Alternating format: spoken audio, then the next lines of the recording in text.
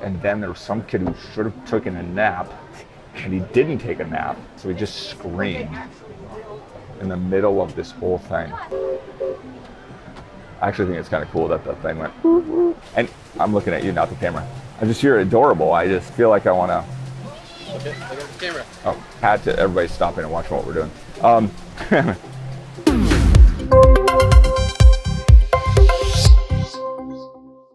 Hello, adventure. So I'm here in the happiest place on earth and one of my favorite places, Swiss Family Treehouse, because it says to me, adventure. You know, one of the rules we have on the adventure team, it's pretty much one of the only rules we have, is that you always have to say yes to adventure. So if adventure presents itself, there's only one response, and that is to say yes. So let me give you a quick example.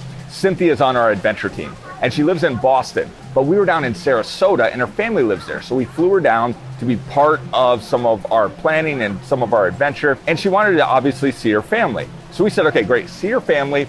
We're gonna go take care of a couple things, but you have to be done at 7 o'clock. So at 7 o'clock, we're gonna pick you up. So I said, Jeremiah, text her, we're on our way. We don't have time. We have like a few minutes to say, meet her family, but we can't get caught up. It can't take hours. So we went there, met her family, said hi to her dad. Like, we're in the car, we're ready to go. And then her dad said this, well, next time, if you have more time, I would love to show you the goats that I rescued from the Mexican drug cartel. And so I closed the door because unknowingly, he just invoked the adventure rule. And so you cannot say no to adventure. Whether I wanted to or not, I had no choice. I'm gonna go see the rescued goats. And I got to meet the goats. And turns out they have a great farm. And you know what? Turns out she has a great family. And whatever else I was about to do that day really didn't matter because I got to meet her dad. And I got to say, hey, your daughter is amazing and I'm glad I get to work with her. And it turns out he has an amazing story and he works for a company that helps kids. And we got to talk about that. And that led to opportunities that would have never happened if I said no. So this just happened even yesterday. So our adventure team, we were at a conference. And afterwards, we went to this really cool taco place that I know. And we had scallop tacos and they were just incredible. But then as we were getting into the car, I heard the sound of go-karts. And so it's the sound of adventure. And you know what?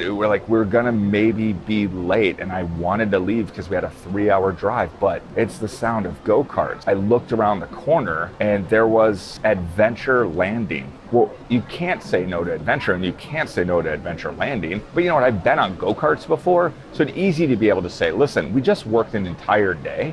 We're tired. We worked 3 days. We didn't get a lot of sleep. We have a 3-hour drive. We could make lots of excuses, but I don't have a choice. It's the sound of adventure. So we went to go get go-karts. And then this amazing thing happened. As we were going to get the go-kart, they had a sign that said that you could feed alligators. And not only could you feed alligators, it wasn't just like, oh, throw it out. Like, they give you a pole and you lowered it down and the alligators would jump and grab onto that pole and they'd wrestle that food away. And it was $3. And it was amazing because it wasn't about the go-karts. It was about that adventure will always treat you right if you say yes. Adventure will not disappoint you. Adventure will not break your heart. Adventure has a gift for you, but you're not always gonna know that on the other side of go-karts is feeding alligators. Okay, so let me tell you the secret how to do Disney World, okay? So I can be from my house and to the castle in about 30 minutes. And so we come here a lot. Sometimes we'll say, hey, where do you want to go to dinner? And like, oh, let's just, you want Tomorrowland, Adventureland? Of course, Adventureland. The idea is sometimes we just go and we people watch. And the first thing that when we come to Disney, we don't take the guide map. We don't take the schedule because our best days were when we did not have an agenda and we just wandered. We got the best experiences. We met the greatest people. You see, adventure never has an agenda. One of the funniest things to me is because sometimes families, they're spending all this money, they feel like, man, I've got to schedule every second. And some of you, like, I know that that's you. And I want just more out of life for you because what happens is this, is you have every schedule, you have every second, and you have these little kids and you're like, oh, I want to just squeeze a little bit more, so I'm not going to go and have them take a nap because I just need to get that extra time in. And what happens is the best time for us to come to Disney is like right around 3:30, 4 o'clock, because that is when the real fireworks happen. The real fireworks are the toddler meltdowns. And that it is like they're dragging through the happiest place on earth, and they're just complete meltdown. And it's like, you will have fun.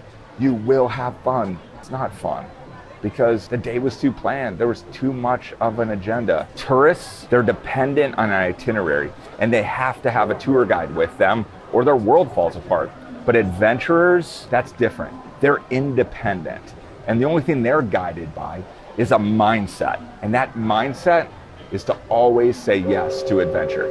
So I get to visit some pretty cool places, and I get to study some cultures of some of the greatest companies in the entire world. And I'll tell you, one of the things that I noticed that makes a great culture is a culture that has a bias towards saying yes.